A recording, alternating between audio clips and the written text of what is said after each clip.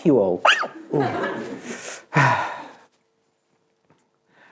I want to take you all on a journey of a life full of battles and struggles, but take you to places of strength, love and determination, and levels of successes that have come from these experiences.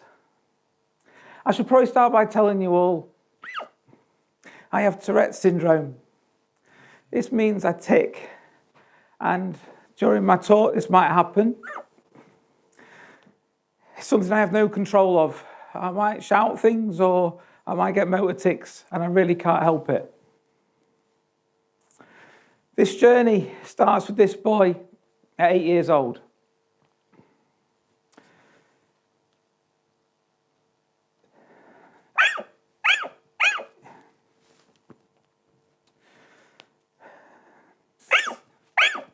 Wanking! This journey starts with this boy at 8 years old. I'd like to ask you all, what do you see?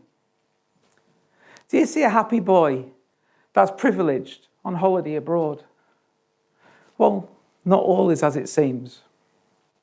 This boy has been through the adoption process, meaning he was taken from his mother at birth, losing that immediate maternal bond. He was then put into a foster home, but then he was later adopted to two incredible, amazing parents.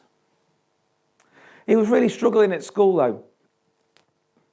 He was diagnosed with dyslexia and dyspraxia. Dyslexia meaning his learning style is different to the way he was taught. And dyspraxia affecting balance and fine motor skills such as writing and drawing. Now you would all think that these would be battles enough, but there was something else buried deep, deep down. Something that wasn't socially accepted or recognised in law at that time. This little boy was actually a little girl. Back then, a law was in force. Section 28, Part 2A. It meant that schools, colleges and government were prohibited to promote or talk about LGBT things in any positive way. This caused a great problem for this little boy because he went to school dreaming of having long hair, wearing skirts instead of trousers, and playing netball and hockey with the girls instead of football and rugby with the boys, which he hated. The other thing tearing this little boy up was that he looked at men and women the same. All he'd ever heard about the LGBT community was homophobic slurs and hate. It felt wrong for him when he looked at boys, paedophiles, boys and girls the same. And in his head, if he came out as any different, then he could lose yet another set of parents.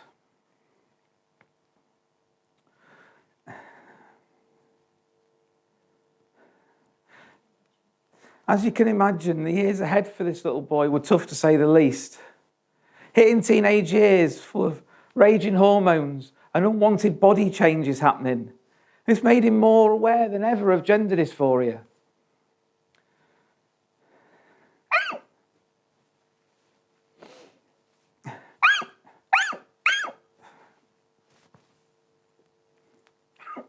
I'm imagining you all naked.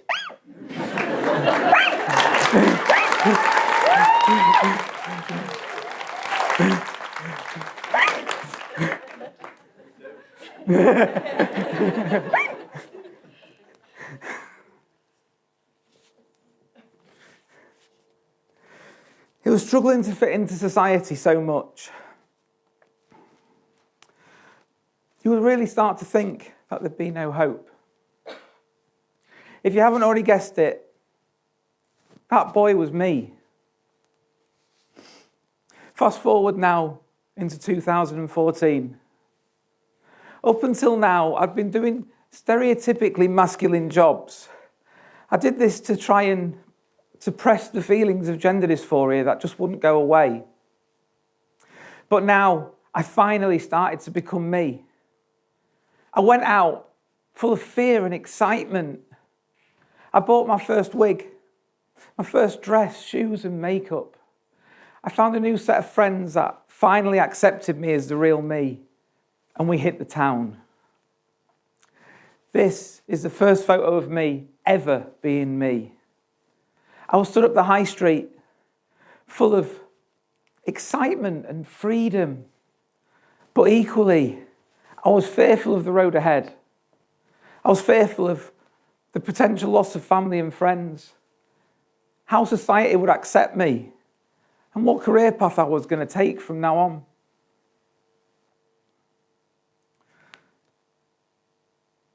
So, coming out was one of the hardest things I'd ever done.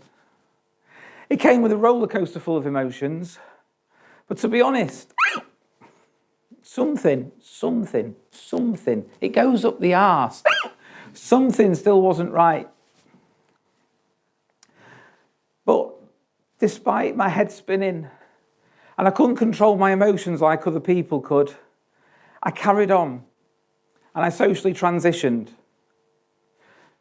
while on the excruciating wait for the gender clinic. The next 3 years were met with psychiatry appointments. Finally, I got a diagnosis of gender dysphoria. And then I got the introduction of hormone replacement therapy.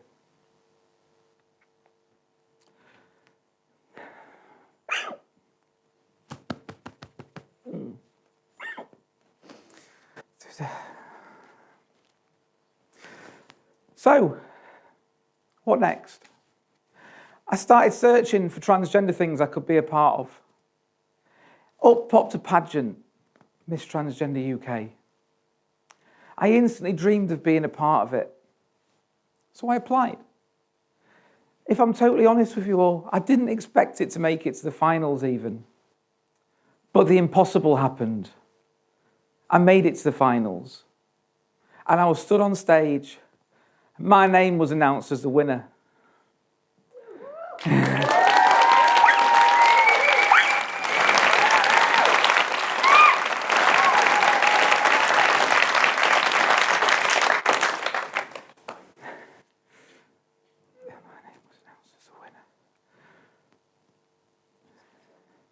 I'd just become the next Miss Transgender UK. It was an honour and a privilege, carrying the title, attending VIP events, being the chosen one to cut the ribbon at charity dues. I was on the TV, in the radio, and in the national press. Everything was incredible. Well, it was incredible on the surface. Underneath the crown, behind the makeup, and hidden under a very convincing smile was a very lost and unstable person. I was really struggling with all the pressure put on me. I was going back to hotel rooms on my own at night, and I made the stupid decision to read the comments underneath press articles that had been written against me, about me. It's put me in a really dark place. And to add to this, because of being in the public eye, I was really badly sexually assaulted. But I didn't feel like I could reach out about it or speak to anybody because of everything going on.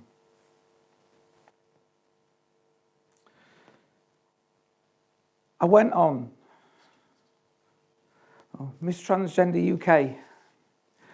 It was the pageant that made me, but it's also the thing that nearly killed me. I went on though and I competed in some natural pageant systems. These are the regular ones. Many discriminate against trans people, but for those that accepted me, I applied. I competed in 3 natural systems. I won Miss Congeniality in every single one, which is the nicest contestant voted for by the other finalists. But other than that, I never placed. I was even outdone by somebody who had done no portfolio and done no charity work at all. And that just proved to me that it really was mainly luck, judged on looks and figure, and not who you are as a person or what effort you'd put in. This taught me a few things. You should never compare yourself to other people. You should always be unapologetically you. And you should never try to fit in somebody else's box. I had no idea why I'd struggled all my life. But to be honest with you, dyslexia and dyspraxia are not my only diagnosis. I was sat at home with my incredible partner. She said to me, "Bea, you ever been diagnosed with ADHD?" I completely rejected it. But I went for an assessment anyway. We were sat there together, and the psychiatrist said, "Bea, I'm giving you a full ADHD diagnosis." I completely struggled to accept it. But the introduction of stimulant medication made me feel calm.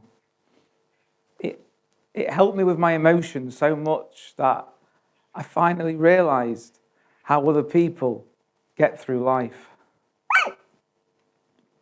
This gave me the confidence to come forward about what had happened in the past. I was sat in a police interview room and I got my first twitch. It's something I couldn't control. I didn't know what had happened. And over the next few months, it developed. It got worse until I completely lost track of my body. I've got Tourette's. That killed the next bit.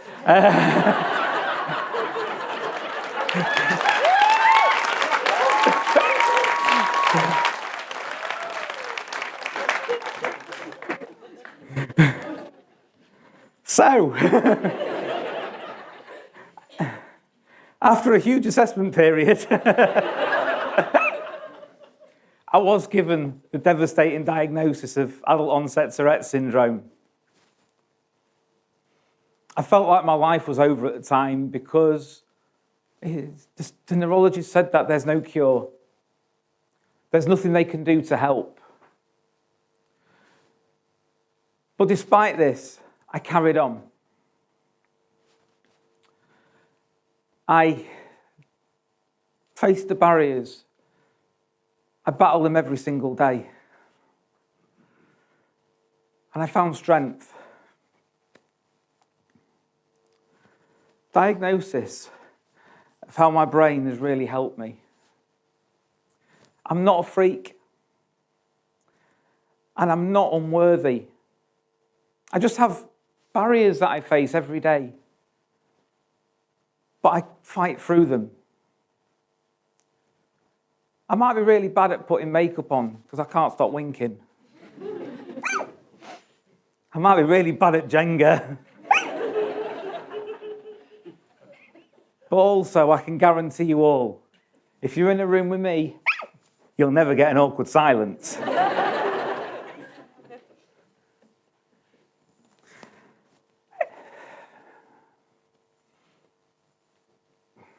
You're still naked.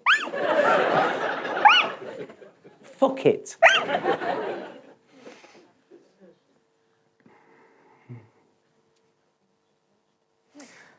I'm privileged and honoured to work in a peer-led crisis service. I'm also on the Doncaster Pride team. I'm in the most incredible relationship. And all of this together is just helping me thrive in life.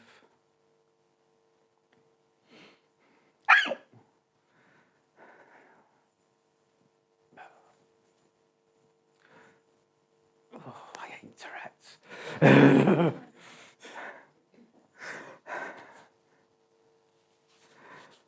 I'm also working with the Black and Asian community, slowly changing the way we see each other, even when we come from different cultures and backgrounds. So what am I asking of you all? Why should any of you even care? Well, those of us that are different ranging from the neurodiverse, gender, sexual preference, race, disability. You know what? You all know exactly what I'm on about. I'm asking you to see past that difference. Recognise and understand people's barriers, but then ultimately work to see through them. Many of us that are different see life differently. That means we have incredible creative difference that others simply lack in. That means when we all come together as one, we'll always make a far stronger team.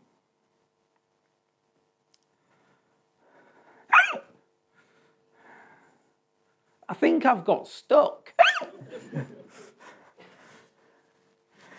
So next time you see somebody different, give them a smile. Say hi. In fact, let's take this one step further. Become friends with them. Work with them. Work for them. Employ them. Or maybe even work for them. Or you could always fall in love with them. I've found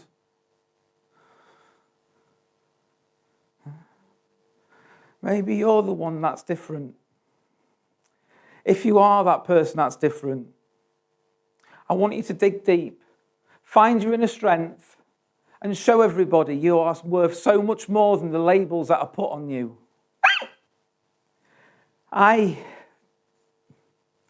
I've found so much strength from being different.